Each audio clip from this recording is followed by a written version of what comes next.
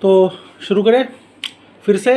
Magnetic dipole, आप magnetic dipole को पहचान चुके हैं, मैग्नेटिक डायपोल मोमेंट क्या होता है ये भी जान चुके हैं। अब हम ये पता करेंगे कि मैग्नेटिक डायपोल अपनी एक्सियल लाइन पर रहे हुए किसी भी लोकेशन पर मैग्नेटिक फील्ड या मैग्नेटिक फील्ड इंटेंसिटी कितनी और किस डायरेक्शन में बनाता है। दूसरा, ये जो मैग्नेटिक डायपोल है ये अपने इक्वेटोरियल लाइन पर रहे हुए किसी भी लोकेशन पर कितना मैग्नेटिक फील्ड और कितनी मैग्नेटिक फील्ड इंटेंसिटी वो भी किस डायरेक्शन में बनाता है। ठीक है, इसके लिए हम फॉर्मूला भी डिराइव करेंगे। ओ सर, हमको तो याद आ रही है कि हमने तो ये इलेक्ट्रिकल डायपोल के केस में भी किया था। बिल्कुल याद आएगी, है ना, बहुत सिमिलर है और बहुत समझना आसान है। तो प्रारंभ करते हैं, let's start. Magnetic field B due to magnetic dipole, magnetic dipole को ही बार मैग्नेट या मैग्नेटिक बार बोलते हैं। हम लोग केस नंबर 1 लेते हैं। कौन सा केस लेते हैं कि अगर मैं एक मैग्नेटिक डायपोल बनाऊं या एक मैग्नेट बनाऊं, ये देखो मैंने मैग्नेट बनाया, तो केस फर्स्ट ये है कि इस मैग्नेट की जो एक्सियल लाइन है, ये रही मैग्नेट की एक्सियल लाइन। मैग्नेट की एक्सियल लाइन वो होती है जो कि लेंथ के पैरेलल है और दोनों जो पोल स्ट्रेंथ होती है उनसे पास होती है, नॉर्थ पोल स्ट्रेंथ और साउथ पोल स्ट्रेंथ से पास होने वाली लाइन। तो ये एक्सियल लाइन है। इस एक्सियल लाइन पर रहे हुए किसी भी लोकेशन पर, सपोज लोकेशन ए, इस लोकेशन पर इस मैग्नेटिक बार के कारण, इस मैग्नेटिक डायपोल के कारण इस लोकेशन पर कितना मैग्नेटिक फील्ड बनेगा, नेट मैग्नेटिक फील्ड इंटेंसिटी कितनी होगी और उसकी डायरेक्शन क्या होगी। तो हम ये केस फर्स्ट पढ़ते हैं। Magnetic field due to bar magnet on any point on axial line of bar magnet. ठीक है, अच्छा, अब इसको स्टार्ट कैसे करेंगे। देखो, सबसे पहले तो आप पोल डिसाइड कर लीजिए, नॉर्थ पोल कहां पर है, साउथ पोल कहां पर है। फॉर एग्जांपल मैं साउथ पोल यहां पर डिसाइड किए लेता हूं, नॉर्थ पोल यहां पर डिसाइड किए लेता हूं। अब ये जो नॉर्थ पोल है उसका मैग्नेटिक पोल स्ट्रेंथ होगा ना कुछ, वो है QM। ओके, जो साउथ पोल है उसका भी तो मैग्नेटिक पोल स्ट्रेंथ होगा और वो सेम ही होगा नॉर्थ पोल के मैग्नेटिक पोल स्ट्रेंथ के बराबर, क्योंकि मैग्नेट सेम है। तो यहां पर भी पोल स्ट्रेंथ दोनों साइड सेम है, लेकिन पोलैरिटी इनकी अलग अलग है, एक की नॉर्थ पोलैरिटी, एक की साउथ पोलैरिटी। अब हम ये पहले भी देख चुके हैं कि जो ये मैग्नेटिक डायपोल है या जो मैग्नेटिक बार है, इसका हम लोग टोटल जो लेंथ डिसाइड करते हैं वो हम 12 डिसाइड करते हैं। तो मैंने ये जो टोटल लेंथ है वो 12 डिसाइड कर ली, ये रही 12 लेंथ। इसका मतलब ये होता है यहां से यहां तक मिड पॉइंट O डिसाइड कर लिया। तो मिड पॉइंट O से लेकर के किसी भी एक फेस पर रहे हुए जो magnetic dipole magnetic pole strength है, वहां तक का जो डिस्टेंस है वो L हुआ। ये डिस्टेंस भी हमने L मान लिया। अच्छा, अब ये जो लोकेशन A है वो लोकेशन इस मैग्नेटिक डायपोल से R डिस्टेंस दूर है। इसका मतलब ये होता है कि ये लोकेशन A इस मैग्नेटिक डायपोल के मिड पॉइंट से R डिस्टेंस दूर है। तो ये मैंने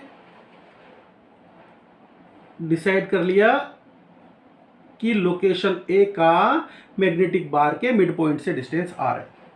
ठीक है, अच्छा, अब ये बताओ कि ये जो नॉर्थ पोल का मैग्नेटिक पोल स्ट्रेंथ है उसका लोकेशन A से डिस्टेंस कितना होगा। तो वो डिस्टेंस होगा, देखो टोटल R है, R में से L को माइनस कर दो, ये डिस्टेंस बनेगा R माइनस L, ऐसे। अच्छा, जो साउथ पोल का मैग्नेटिक पोल स्ट्रेंथ है उसका डिस्टेंस इस लोकेशन, डिसाइडेड लोकेशन से कितना डिस्टेंस होगा। तो देखो जी, इतना ये डिस्टेंस R है और ये डिस्टेंस L है, तो टोटल डिस्टेंस क्या हो गया, R प्लस L हो गया। ये हमने ले लिया।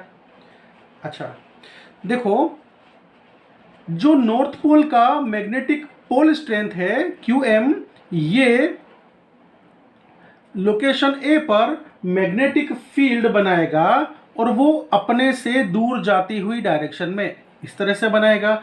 तो मैं यहाँ पे लिख देता हूँ कि ये जो मैग्नेटिक फील्ड है ये नॉर्थ पोल के कारण लोकेशन ए पर बनने वाला मैग्नेटिक फील्ड है, क्योंकि नॉर्थ पोल से ही तो निकलने वाली मैग्नेटिक फील्ड लाइंस की डायरेक्शन ये इस तरह से निकलती हुई होती है ना। अच्छा, साउथ पोल ये भी तो लोकेशन ए पर मैग्नेटिक फील्ड बनाएगा। अब ये जो साउथ पोल का पोल स्ट्रेंथ QM है, ये लोकेशन ए पर जो मैग्नेटिक फील्ड बनाएगा उसकी डायरेक्शन साउथ पोल के तरफ की डायरेक्शन होगी, ये ऐसे। इसको मैं लिख देता हूं साउथ पोल के द्वारा लोकेशन ए पर बनने वाला मैग्नेटिक फील्ड। ठीक है, अब हमको ये डिसाइड करना है कि लोकेशन ए पर टोटल नेट मैग्नेटिक फील्ड कितना बना। तो लोकेशन ए पर जो नेट मैग्नेटिक फील्ड बन रहा है वो इन दोनों का वेक्टोरियल एडिशन होगा। और खास बात यह है कि ये जो Bn है नॉर्थ पोल के द्वारा बनने वाला मैग्नेटिक फील्ड, ये ज़्यादा स्ट्रॉन्ग होगा। क्यों स्ट्रॉन्ग होगा? वो इसीलिए स्ट्रॉन्ग होगा कि नॉर्थ पोल का मैग्नेटिक पोल स्ट्रेंथ वो लोकेशन ए के पास में है ना। अच्छा, जो साउथ पोल का मैग्नेटिक पोल स्ट्रेंथ है वो लोकेशन ए से दूर है, इस कारण से लोकेशन ए पर साउथ पोल जो मैग्नेटिक फील्ड बनाएगा वो इस Bn के मुकाबले वीक होगा। तो ऑब्वियस सी बात है कि ये चीज़ें हम फॉर्मूले में भी देखने वाले हैं, अभी हम देखेंगे।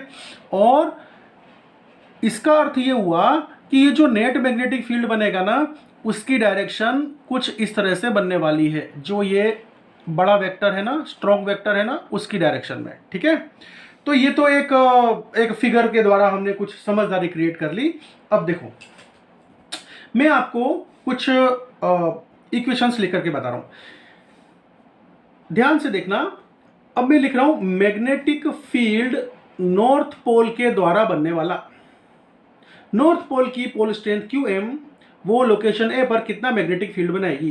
तो मैग्नेटिक फील्ड का फॉर्मूला अभी हमने देखा था ना पिछले ही वीडियो में, μ0/4π। अच्छा, सोर्स मैग्नेटिक पोल कौन सा है? वो ये QM है, नॉर्थ वाला। चलो लिख दो, ये QM है नॉर्थ वाला। ओके, डिवाइडेड बाय इस सोर्स पोल स्ट्रेंथ से लोकेशन ए का डिस्टेंस कितना है? R-L। ओके, तो इस डिस्टेंस का स्क्वायर लिखना पड़ेगा, R-L का स्क्वायर। ठीक है, तो ये हुआ हमारा फॉर्मूला Bn के लिए।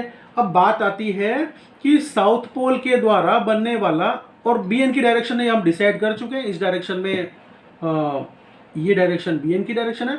अच्छा, Bs के बारे में बात करते हैं। Bs कितना बनेगा? मतलब magnetic field because of pole strength of south at location A, वो बनेगा। फिर से फॉर्मूला μ0/4π। मैग्नेटिक फोर्स कांस्टेंट सबसे पहले लिखो। सोर्स मैग्नेटिक पोल स्ट्रेंथ क्या है? साउथ वाला QM है, लिख दो जी। ओके, इस साउथ वाले मैग्नेटिक पोल स्ट्रेंथ से लोकेशन ए का डिस्टेंस कितना है? हम देख चुके हैं R+L है, तो हमें क्या करना है? नीचे R+L का स्क्वायर करना है, क्योंकि हमको डिस्टेंस का स्क्वायर लिखना है। ठीक है, अच्छा, अब ये वेक्टर और ये वेक्टर दोनों ही यहाँ पर अपोजिट डायरेक्शन में है। तो वेक्टर्स जब एग्जैक्टली अपोजिट डायरेक्शन में होते हैं तो उनका जो नेट रिजल्टेंट वेक्टर बनेगा, तो हमको क्या करना पड़ेगा? एक में से दूसरे को माइनस करना पड़ेगा। ओके, और जो नेट की डायरेक्शन आएगी वो वही डायरेक्शन आएगी जो स्ट्रॉन्ग या बड़े वाले वेक्टर की डायरेक्शन है। चलो, बड़ा वाला वेक्टर Bn क्यों है इसको देखो। वो इसीलिए है कि R-L का वैल्यू R+L के वैल्यू से छोटा ही होता है ना। R-L is less than R+L, ऐसे ही तो होता है। अच्छा, अब ये वैल्यू देखो छोटी होगी तो Bn का वैल्यू बड़ा होगा। अच्छा, R+L का वैल्यू ज्यादा है तो फिर Bs का वैल्यू छोटा होगा। तो Bn जो बन रहा है, Bn का जो मैग्नीट्यूड है वो ज्यादा है Bs के मैग्नीट्यूड के मुकाबले। ठीक है, ये चीज क्लियर। चलो, अब हम B नेट निकाल लें। B net is equal to, हमको क्या करना पड़ेगा? वेक्टर एडिशन है, मतलब अपोजिट डायरेक्शन में, मतलब कि Bn माइनस Bs के मैग्नीट्यूड्स। ठीक है, ओके। अब ये हो जाएगा mu zero upon 4 pi Q M upon R minus L का स्क्वायर। अच्छा जी, अब इसको बी एस को माइनस के फॉर्म में लिखना है, ये माइनस साइन लगाना है, माइनस लिख दिया, mu zero upon 4 pi Q M upon R plus L का स्क्वायर। आगे प्रोसेस करते हैं, ये आपको कंफ्यूजन ना हो इसीलिए इसको मैं अलग किया था। इज इक्वल टू, अब जो कॉमन है वो ले लो, हमको तो कॉमन ये दिखाई दे रहा है, आपको कॉमन क्या दिखाई दे रहा है? सर हमको भी यही दिखाई दे रहा है। ओके, कॉमन ले लो, mu zero upon 4 pi Q M, full bracket ले लो यहाँ पर, 1 अपॉन आर माइनस एल का square minus 1 upon R plus L का स्क्वायर। कुछ याद आ रही है इलेक्ट्रोस्टैटिक की? बिल्कुल याद आएगी। चलो अब हमको सॉल्व क्या करना है, हमको ये सॉल्व करना है, ठीक है। अब हम क्या करने जा रहे हैं, आर प्लस, हमको एलसीएम लेना है, चलो ले लो, mu zero upon 4 pi Q M, sir हम तो एलसीएम बहुत फास्ट लेते हैं, आर माइनस एल का square multiplied by R plus L का स्क्वायर। इसको ऐसे लिख सकते हैं क्या, आर माइनस एल के स्क्वायर को R minus L into R minus L, ऐसे लिख सकता हूं। अच्छा, आर प्लस एल के स्क्वायर को R plus L into R plus L, ऐसे लिख सकते हैं। ध्यान से देखना, कोई ये बहुत बहुत बड़ी पहलवानी नहीं कर दी किसी ने, बहुत आसान चीज है, ठीक है ना। अच्छा, अब ऊपर क्या करना है, आर प्लस एल के स्क्वायर को यहां पर लाना है, आर माइनस एल के स्क्वायर को यहां पर लाना है, ऐसे ही तो होता था। चलो जी, आर प्लस एल के स्क्वायर को यहां पर लाएंगे। अब मैं क्या करता हूं, इसको स्क्वायर को खोल लेता हूं मैं, R square plus L square plus 2RL। अच्छा, आर माइनस एल के स्क्वायर को यहां पर लाना है, माइनस ब्रैकेट ले लो, आर माइनस एल का स्क्वायर ओपन कर लो, R square plus L square minus 2RL। ओ कितना आसान है, ध्यान से सुनोगे तो आसानी लगेगा ना। चलो आगे प्रोसेस करें। देखो जब ये माइनस साइन है ना, इसको मैं अंदर लेके जाऊंगा इस ब्रैकेट के, तब क्या होगा, तो आगे की प्रोसेस करते हैं। देखो जब मैं इस ब्रैकेट को ओपन करूंगा, mu zero upon 4 pi Q M, देखो R square plus L square plus 2RL, R square plus L square plus 2RL। अब ये माइनस को मैं इस ब्रैकेट के अंदर लेने जा रहा हूं, तो देखो ये प्लस है तो मल्टीप्लाई होकर के माइनस हो जाएगा, R square minus R square minus L square, ये माइनस माइनस प्लस हो जाएगा 2RL, ठीक है, ब्रैकेट क्लोज, डिवाइडेड बाय। अब यहां पर क्या करना है, देखो इस आर माइनस एल को मल्टीप्लाई करना है आर प्लस एल के साथ, तो क्या होगा, R square minus L square होगा। अब ये वाला जो आर माइनस एल है, इसको आर प्लस एल के साथ में मल्टीप्लाई करना है, तो फिर से R square minus L square, ठीक है। चलो ऊपर क्या कट रहा है, सर काटने में तो बहुत मजा आता है, आर स्क्वायर से आर स्क्वायर कट गया, एल स्क्वायर से एल स्क्वायर को हमने काट दिया। देखो बच्चों 2RL और 2RL बच गया, मतलब टोटल 4RL है ना, या 2 इंटू 2RL ऐसे भी लिख सकते हैं। और इसका क्या करना है, R square minus L square multiplied by R square minus L square, मतलब R square minus L square का whole square, mu zero upon 4 pi Q M 2 into 2RL या 4RL है ना, 2 + 2 4 हो गया ना, R square minus L square का square. अच्छा, अब तो हम रिजल्ट के बहुत पास में आ गए। अब देखो हमको पता है मैग्नेटिक डायपोल मोमेंट क्या होता है, मैग्नेटिक डायपोल मोमेंट होता है मैग्नेटिक डायपोल का टोटल लेंथ ले लो मल्टीप्लाइड बाय कोई भी एक पोल स्ट्रेंथ ले लो। चलो 2L इंटू क्यू एम, यहाँ पर कहीं दिखाई देता है, हाँ दिखाई देता है, 2 into L into Q M, इनको मिला करके m लिख दो, म्यू ज़ीरो अपॉन 4 पाई, ये 2 बच गया है ना, और r बच गया, 2 बच गया, r बच गया, बाकी Q M into 2 into L, ये सब मिल करके m बन गया, m मतलब मैग्नेटिक डायपोल मोमेंट, ये 2Rm upon R square minus L square का स्क्वायर। तो मुझे ये पता चला कि ये जो बी एक्सियल लाइन पर रहे हुए किसी भी लोकेशन ए पर जो नेट मैग्नेटिक फील्ड बनेगा वो इतना बनेगा। अब कुछ याद आई पुरानी, नहीं आ रही है? याद दिला दूं? सर आ गई है, फिर भी आप याद दिला दो, वेरी गुड, आ गई है फिर भी याद दिला दो। है देखो बच्चों, ये तो रही मैग्नेट की बात। अब देखो इलेक्ट्रोस्टैटिक में आपने क्या पढ़ा था कि इलेक्ट्रिकल डायपोल के केस में इलेक्ट्रिकल डायपोल के एक्सियल लाइन पर रहे हुए किसी भी लोकेशन ए पर जो इलेक्ट्रिकल फील्ड बनता था ई एक्सियल, ये हम डिराइव कर चुके हैं पहले ही। वो कितना होता था? तो इलेक्ट्रिकल फोर्स कांस्टेंट लिख दो 1/4 पाई एप्सिलॉन 0, और यहां पर 2 इंटू आर इंटू एम के बदले क्या लिखते थे? मैग्नेटिक डायपोल मोमेंट के बदले हम लिखते थे इलेक्ट्रिकल डायपोल मोमेंट, और नीचे लिखते थे R square minus L square का स्क्वायर। ऐसा ही था ना सर? बिल्कुल, पिछले जन्म की याद ताजा हो गई।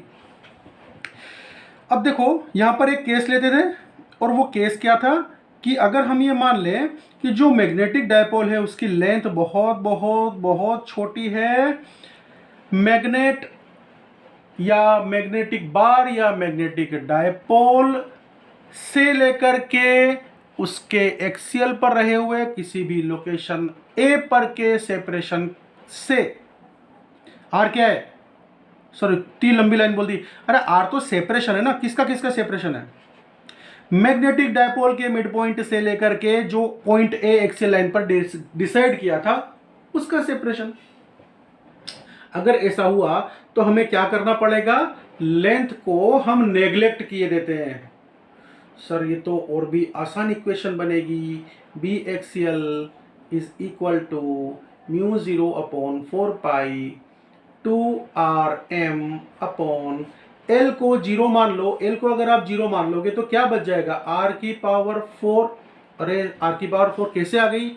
यहां पर देखो R square minus L square का स्क्वायर, यहां पर एल को आप 0 मान लो तो क्या आएगा? आर स्क्वायर का स्क्वायर, मतलब कि आर की पावर 4 आ गई ना। अब देखो एक ऊपर आर है और नीचे आर की पावर 4 है, तो ये पावर कट जाएगी, यहां पर पावर 3 हो जाएगी। तो फिर से अब मैं लिख देता हूं B axial is equal to mu 0/4 pi 2m upon R cube, और ई एक्सियल कितना आता था? m के बदले p रख दो, इतना आता था सर। अब तो हम समझ चुके हैं, सपने में भी पूछ लेना, ठीक है? तो ये चीज क्लियर हुई। अब डायरेक्शन की बारे में बात आती है, तो डायरेक्शन तो हमको पता है ना कि जो नॉर्थ पोल के द्वारा लोकेशन ए पर जो मैग्नेटिक फील्ड बनता था वो बड़ा था ना, तो उसी की डायरेक्शन आएगी, ठीक है? अच्छा, एक चीज और समझनी है, और वो ये कि अगर मैं एक मैग्नेटिक डायपोल बनाता हूं, ये मैंने मैग्नेटिक डायपोल बनाया, ये साउथ पोल है, ये नॉर्थ पोल है, और इनका जो पोल स्ट्रेंथ है QM है, इसका पोल स्ट्रेंथ नॉर्थ पोल का QM है। लोकेशन ए एक्सियल लाइन पर यहां पर है। सर एक्सियल लाइन तो आप बनाओ, अरे बच्चों खुद भी समझ लेना, ठीक है? तो मैं यहां पर आपको ये बात बताना चाहता हूं कि यहां पर जो मैग्नेटिक फील्ड बनने वाला है बी एक्सियल, अभी अभी हमने जो नाम दिया है उसकी डायरेक्शन तो ये होगी, मतलब नॉर्थ पोल से बाहर निकलती हुई डायरेक्शन। और खास बात क्या है, हम पहले डिसाइड कर चुके हैं कि साउथ पोल से नॉर्थ पोल होकर के नॉर्थ पोल से बाहर निकलने वाली डायरेक्शन वो मैग्नेटिक डायपोल मोमेंट की डायरेक्शन होती है। इसका मतलब अभी अभी हमने फॉर्मूले में क्या देखा? अभी अभी हमने फॉर्मूले में ये देखा कि B axial is equal to mu 0/4 pi 2m upon R cube, है ना? तो इसको अगर हम वेक्टर फॉर्म में लिखते हैं तो कुछ इस तरीके से लिखते हैं, ऐसे। तो यहां पर क्या मतलब हुआ इस वेक्टर फॉर्म का कि मैग्नेटिक डायपोल मोमेंट की डायरेक्शन वही है जो बी नेट एक्सियल की डायरेक्शन है, ठीक है ना? तो बी नेट एक्सियल की डायरेक्शन भी यही बन रही है और मैग्नेटिक डायपोल मोमेंट की डायरेक्शन भी यही बन रही है, मतलब कि नॉर्थ पोल से निकलती हुई डायरेक्शन। अब खास बात यह है कि अगर कोई कहे कि सर हमको जरूरी है कि ए लोकेशन यहीं पर ही माननी है, अगर हम इस तरफ भी ए लोकेशन मान लें और ये लोकेशन एक्सियल लाइन पर है, तो क्या अभी ये फॉर्मूला एप्लीकेबल है? तो उत्तर है बेटा हाँ, अभी भी एप्लीकेबल है। ठीक है, तो यहां पर आपने ये चीज बिल्कुल ध्यान रखनी है बच्चों, डायरेक्शन के बारे में। ठीक है, और इसीलिए मैंने सेम डायरेक्शन में ये बनाया है। मतलब मैग्नेटिक, ये इक्वेशन हमको बताती है मैग्नेटिक डायपोल मोमेंट की डायरेक्शन वही होती है जो मैग्नेटिक फील्ड एट ए लोकेशन, और किस लाइन पर का, एक्सियल लाइन पर का, है ना, उसकी डायरेक्शन सेम होती है। ठीक है, ये जो एक्सियल पोजीशन होती है इसको एंड ऑन पोजीशन भी बोलते हैं। यहां पर लिखा रहता हूं मैं एक्सियल पोजीशन, वो एंड ऑन पोजीशन है। अगर आपको एग्जाम में एंड ऑन पोजीशन बोल करके बता करके कुछ कह दिया गया तो घबराना नहीं, वो एक्सियल पोजीशन ही है। चलो अब हम केस 2 के बारे में बात करते हैं कि अगर मैग्नेटिक फील्ड किसी पॉइंट पर, और वो point equatorial line of magnetic bar का है, तो ऐसे केस में नेट मैग्नेटिक फील्ड कितना बनेगा और किस डायरेक्शन में बनने वाला है। मेरे साथ साथ पढ़ना, magnetic field at any point on equatorial line या equatorial plane of magnetic dipole, है ना, मतलब बार मैग्नेट। इक्वेटोरियल पोजीशन को हम लोग ब्रॉड साइड पोजीशन भी बोलते हैं, और एक्सियल पोजीशन को क्या बोलते हैं, एंड ऑन पोजीशन। फिर से इक्वेटोरियल पोजीशन को ब्रॉड साइड पोजीशन भी बोलते हैं। मेरे प्यारे सभी छात्र छात्राओं, बच्चे लोगों, देखो ये आपके लिए नोट्स प्रोड्यूस किए हैं, इसका मैं आपको यहाँ पर सैंपल बताता हूँ। और जो बच्चे इस वीडियो को सुन रहे हैं वो इन नोट्स को खोल करके, ओपन करके बैठा करें, और या तो आप मेरे द्वारा बताई गई सारी बातों को समझने के बाद में तुरंत नोट्स पढ़ लिया करें, और जिनके पास में नोट्स नहीं है वे नोट्स मंगवा सकते हैं। फ़ोन कॉल नहीं करना है, आप मैसेज कर देना। तो स्टार्ट करते हैं। देखो ये जो लिखा है उसके अकॉर्डिंग मैं फिगर बना रहा हूं। यहां पर मैंने लिखा है एक मैग्नेटिक डायपोल के बारे में। चलो जी, एक मैग्नेटिक डायपोल बनाए लेते हैं। ये मैंने एक मैग्नेटिक डायपोल बना दिया, कितना सुंदर बनाया है। अब मैग्नेटिक डायपोल होगा तो उसका नॉर्थ पोल साउथ पोल भी होगा, पोलैरिटी भी होगी। नॉर्थ पोल को मान लिया यहाँ पर है, साउथ पोल को मान लिया यहाँ पर है। नॉर्थ पोल की पोलैरिटी का पोल स्ट्रेंथ QM है, साउथ पोल की पोलैरिटी का पोल स्ट्रेंथ QM है।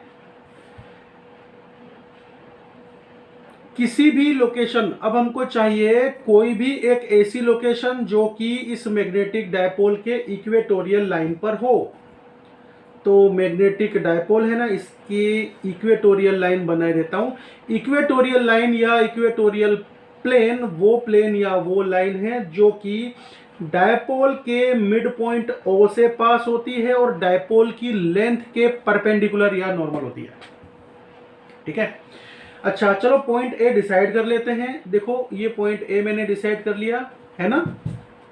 अच्छा, ये जो मैंने ये ब्लैक कलर की लाइन बनाई है ये इक्वेटोरियल लाइन है, और आपने ये एक्सियल लाइन तो देखी ही है। देखो बच्चों, ये रही एक्सियल लाइन, ये मैंने बना दी एक्सियल लाइन। ठीक है ना, हमको यहाँ पर इक्वेटोरियल लाइन पर रहे हुए किसी लोकेशन A पर इस मैग्नेटिक डायपोल के कारण जो magnetic field, net magnetic field बनता है वो पता करना है, और साथ ही साथ हमको इस लोकेशन A पर मैग्नेटिक फील्ड नेट की इंटेंसिटी भी पता करनी है। तो शुरू करते हैं। इस डेरिवेशन को कैसे करेंगे, बहुत आसान है। जैसे इलेक्ट्रोस्टैटिक में इलेक्ट्रिकल डायपोल के लिए किया था वैसे ही करना है। देखो, नॉर्थ पोल के कारण लोकेशन A पर जो मैग्नेटिक फील्ड बनता है वो बना लो। साउथ पोल के कारण लोकेशन A पर जो मैग्नेटिक फील्ड बनता है वो बना लो, और दोनों ही मैग्नेटिक फील्ड का नेट ले लो। सिंपल, करें शुरू। देखो, लोकेशन A मैग्नेटिक डायपोल से, अर्थात लोकेशन A मैग्नेटिक डायपोल के मिड पॉइंट O से R डिस्टेंस दूर है। ये मैंने आर डिस्टेंस, आर सेपरेशन बना लिया, ठीक है। अच्छा, इसका मतलब ये हुआ कि ये जो मैग्नेटिक डायपोल है उस टोटल मैग्नेटिक लेंथ को हम कितना मानते थे, 2L। तो ये आधी आधी लेंथ कितनी हो जाएगी, L और L हो जाएगी। ये टोटल मैग्नेटिक लेंथ है 2L, यही तो मानते थे मैग्नेटिक डायपोल में। अच्छा, इस पोल स्ट्रेंथ से लोकेशन ए तक का डिस्टेंस कितना, देखो मैं बना देता हूं, ये इसके बारे में बात हो रही है। ये डिस्टेंस कितना, तो ये डिस्टेंस है, ये है परपेंडिकुलर, तो ये कितना हो जाएगा, R square plus L square का square root, R square plus L square का स्क्वायर रूट। अच्छा, दूसरा डिस्टेंस कौन सा, नॉर्थ पोल के मैग्नेटिक पोल स्ट्रेंथ से लोकेशन ए का डिस्टेंस, ये वाला, इसके बारे में बात कर रहा हूं, ठीक है। ये लाइन सीधी नहीं है, हाथ से खींचिए आप लोग, सीधी खींचना। ये डिस्टेंस कितना, ए से लेकर के क्यू एम तक का, ये डिस्टेंस भी इतना ही है ना, क्योंकि ये आर, ये डिस्टेंस एल है, तो ये वाला डिस्टेंस एल, ये डिस्टेंस आर, परपेंडिकुलर बन रहा है, ये हो गया R square plus L square का स्क्वायर रूट। अब देखो बच्चों, जो भी पोल स्ट्रेंथ नॉर्थ पोल की होती है उसके द्वारा जो मैग्नेटिक फील्ड किसी भी लोकेशन पर बनता है वो उस पोल स्ट्रेंथ से दूर जाता हुआ बनता है। ऐसे यहां पर मैं लिख देता हूं, बी नॉर्थ पोल के कारण बनने वाला मैग्नेटिक फील्ड, साउथ पोल की पोल स्ट्रेंथ किसी भी लोकेशन पर जो मैग्नेटिक फील्ड बनाती है वो अपने तरफ आते हुई मैग्नेटिक फील्ड बनाती है, मतलब कि ऐसे, ये ऐसे, ठीक है। तो इसको मैं नाम लिखता हूं magnetic field created by, made by south pole की पोल स्ट्रेंथ। अब देखो, ये जो एक्सियल लाइन है ना, मैंने इस एक्सियल लाइन को एक्स एक्सिस पर ले लिया, ऐसा मान लो क्या दिख भी रहा है, ले भी लिया है। तो लोकेशन ए से मैं एक एक्स एक्सिस के पैरेलल एक्सिस बना देता हूं, एक्स डैश एक्सिस, ठीक है। ये मैंने बना दिया एक्स डैश एक्सिस। अब मान लो कि देखो, ये वाली जो लाइन, ये लाइन है ना, थीटा एंगल बना रही है, तो ये वाली लाइन भी थीटा एंगल, ये एंगल भी थीटा एंगल बनेगा। क्योंकि ये साइड और ये साइड इक्वल लेंथ की है, इसलिए इनके अपोजिट एंगल भी इक्वल होंगे, ठीक है। सर आप कभी 8th की याद दिलाते हो, कभी 9th की याद दिलाते हो, यादें ही तो करनी है। अच्छा देखो बच्चों, अब है ना, ध्यान से देखना, ये दो पैरेलल लाइन है, कौन सी, एक्स डैश और एक्स वाली, ये दोनों पैरेलल लाइन है। यहां पर मैं एक लाइन खींच देता हूं, तो ये एंगल जितना होगा उतना ही तो ये एंगल होगा, ये एंगल जितना होगा उतना, ये पैरेलल लाइंस हैं, ये एंगल जितना होगा उतना ही तो ये एंगल होगा, इसको थीटा मान लिया, ठीक है, ओके। अब देखो फिर से, ये दोनों पैरेलल लाइन है, एक्स डैश और एक्स वाली लाइन पैरेलल लाइन है ना। अब मैं क्या करता हूं, यहां पर ऐसे एक ये वाली लाइन खींच लेता हूं, ठीक है। तो जितना एंगल ये होगा उतना ही एंगल ये भी तो होगा। सर फिर से 9th 10th की याद दिला दी, चलो जी बना लो, याद आ गई है तो थीटा एंगल बना लो। अब ध्यान से सुनना, ये जो बी एन है, इसको अगर मैं लिखूं, इसका इक्वेशन लिखूं तो क्या होगा, B N is equal to magnetic field created by north pole is equal to mu 0/4 किस पोल स्ट्रेंथ के कारण मैग्नेटिक फील्ड बन रहा है, सोर्स पोल स्ट्रेंथ कौन सी है, नॉर्थ पोल की pole strength source pole strength है, QM लिख लो, सोर्स डिवाइडेड बाय सोर्स से लोकेशन के डिस्टेंस का स्क्वायर, सोर्स से लोकेशन के सेपरेशन का स्क्वायर, सेपरेशन कितना है, root of R square plus L square, separation का स्क्वायर करना है ना, रूट का स्क्वायर करोगे तो क्या होगा, स्क्वायर रूट हट जाएगा, R square plus L square. ये मैंने मैग्नीट्यूड लिखा है इस मैग्नेटिक फील्ड का, और डायरेक्शन क्या है ये मैंने बना के दिखा दी है, डायरेक्शन ये है। अब हम magnetic field created by magnetic pole strength of south pole लिखने जा रहे हैं, mu 0/4 pi. Source pole strength कौन सी है सर, इस बार तो यही है क्यूएम है। और सोर्स पोल स्ट्रेंथ से लोकेशन ए का डिस्टेंस कितना है, √L² प्लस R²। अब मुझे तो यहाँ नीचे डिस्टेंस का स्क्वायर लिखना है ना, तो रूट का स्क्वायर करोगे तो स्क्वायर रूट हट जाएगा, लिख दो जी R² प्लस L², ऐसे। अब BS का मैग्नीट्यूड और BN का मैग्नीट्यूड ये तो सेम आ गया, तो एक काम करते हैं ना, ऐसे लिख लेते हैं, BN का magnitude is equal to BS का magnitude is equal to B मान लो, ठीक है।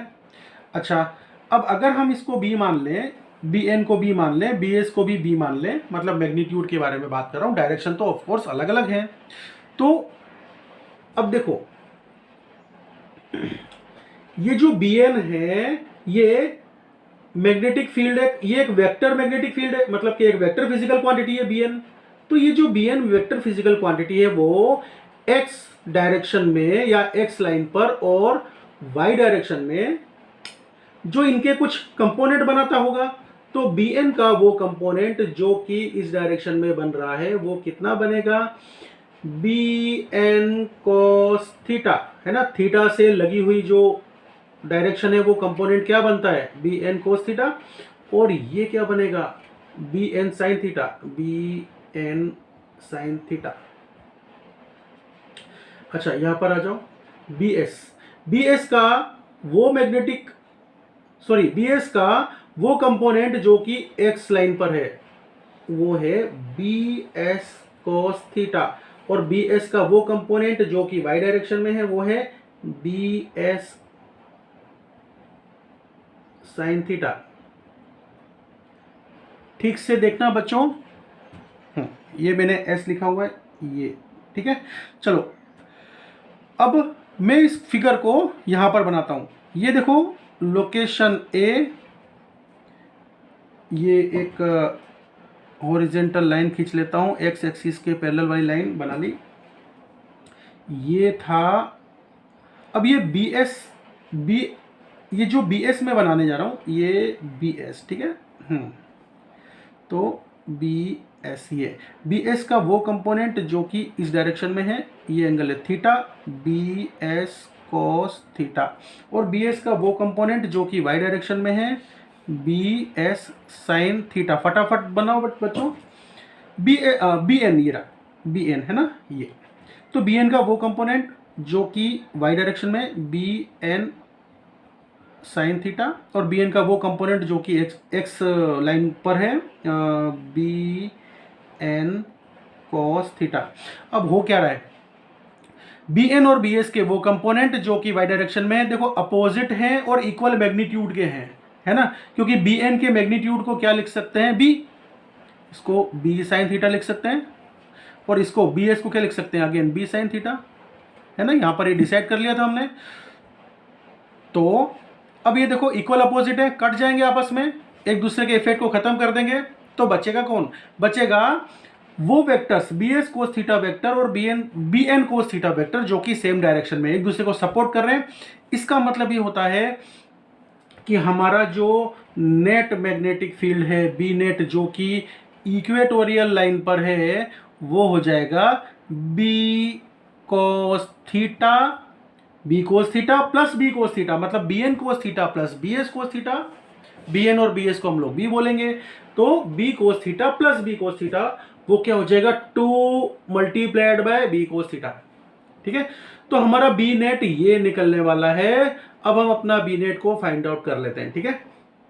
देखो B net is equal to 2 into B cos theta, तो 2 लिख लो। B कहां पर है, B का वैल्यू कितना है, B का वैल्यू वही है जो BS के मैग्नीट्यूड का वैल्यू है, वही जो BN के मैग्नीट्यूड का वैल्यू है, मतलब कि म्यू 0/4 पाई QM upon R² plus L², mu 0/4 पाई QM upon R² plus L²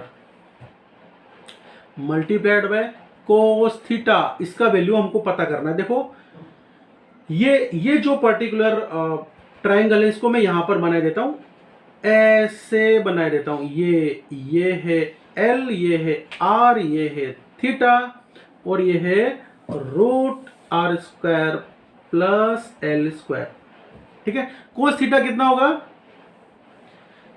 base upon ये लिखो, cos theta is equal to base कितना है, एल है, divide by R square plus L square का स्क्वायर रूट, ऐसे लिख लो, R square plus L square की पावर 1/2, स्क्वायर रूट को ऐसे लिखते हैं, वही मैं लिखने जा रहा हूं। ये मैं सेपरेट किए देता हूं ऐसे। तो अब मुझे कोस थीटा का वैल्यू लिखना है ना यहां पर मल्टीप्लीकेशन में, तो लिखता हूं मैं L upon R square plus L square की पावर 1/2। अब देखो R square plus L square multiplied by R square plus L square की पावर 1/2 है ना, वो कितना हो जाएगा, तो R square plus L square की पावर 1 प्लस 1/2। तो ऑपरेट करते हैं, देखो इन दोनों को मल्टीप्लाई करना है, कैसे करेंगे multiply, R square plus L square की power 1 into R square plus L square की पावर 1/2। अब ये पावर जुड़ेगी ना, क्योंकि बेस सेम है, R square plus L square की पावर 1 प्लस 1/2, 1 प्लस 1/2 क्या होता है 3/2, R square plus L square की पावर 3/2। तो बी नेट इक्वेटोरियल लाइन पर हो गया 2 into mu 0 upon 4 pi Q M into L upon R square plus L square की पावर 3/2।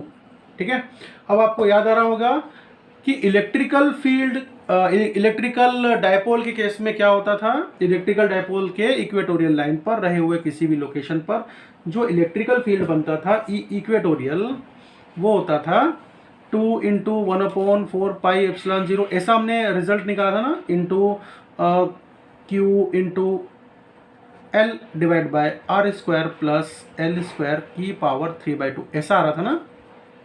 ओके, अब देखो ये 2 into Q M into L क्या होता है, एम होता है ना, M magnetic dipole moment is equal to 2L into Q M. अच्छा, तो ये जो मैग्नेटिक डायपोल मोमेंट है ये एम हम यहां पर लिख देंगे, B equatorial is equal to mu 0 upon 4 pi, इसके बदले लिखना है एम, लिख दो G M upon R square plus L square की पावर 3/2। ये आ गया हमारा रिजल्ट। ये लोकेशन ए पर, जो कि अगर इक्वेटोरियल लाइन पर है तो उस लोकेशन ए पर मैग्नेटिक डायपोल कितना मैग्नेटिक फील्ड नेट बनाएगा।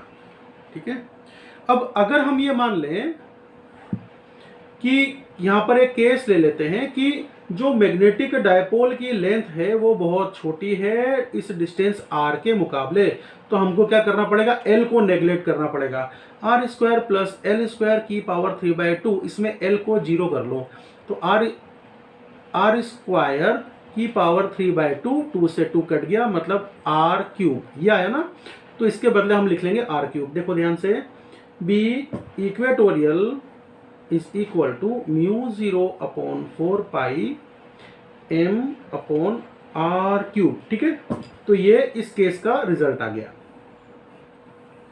अब बात आती है इक्वेटोरियल, बी इक्वेटोरियल की, B net at equatorial point की डायरेक्शन क्या है। तो B net at equatorial point की डायरेक्शन वो डायरेक्शन है, क्या डायरेक्शन बनी थी बताता हूं मैं आपको, ये डायरेक्शन बन रही थी नेट डायरेक्शन, ये ठीक है। अब देखो ये डायरेक्शन कैसी डायरेक्शन है, साउथ पोल से नॉर्थ पोल से बाहर निकलने वाली डायरेक्शन, ये तो डायरेक्शन होती है मैग्नेटिक डायपोल मोमेंट की डायरेक्शन, और इस मैग्नेटिक डायपोल मोमेंट की डायरेक्शन से अपोजिट डायरेक्शन में बी इक्वेटोरियल की डायरेक्शन बन रही है, दोनों की डायरेक्शन अपोजिट है ना, ये बी नेट इक्वेटोरियल, ये डायरेक्शन ये बन रही है, अपोजिट है दोनों की। तो इसीलिए हम क्या करते हैं कि इस इक्वेशन में यहाँ पर आकर के इधर यहाँ पर हम माइनस लिख लेते हैं और इनकी डायरेक्शंस बना देते हैं। तो इसका मतलब ये होता है कि B equatorial magnetic field net at equatorial line की डायरेक्शन उस मैग्नेट के मैग्नेटिक डायपोल मोमेंट की डायरेक्शन के अपोजिट डायरेक्शन है।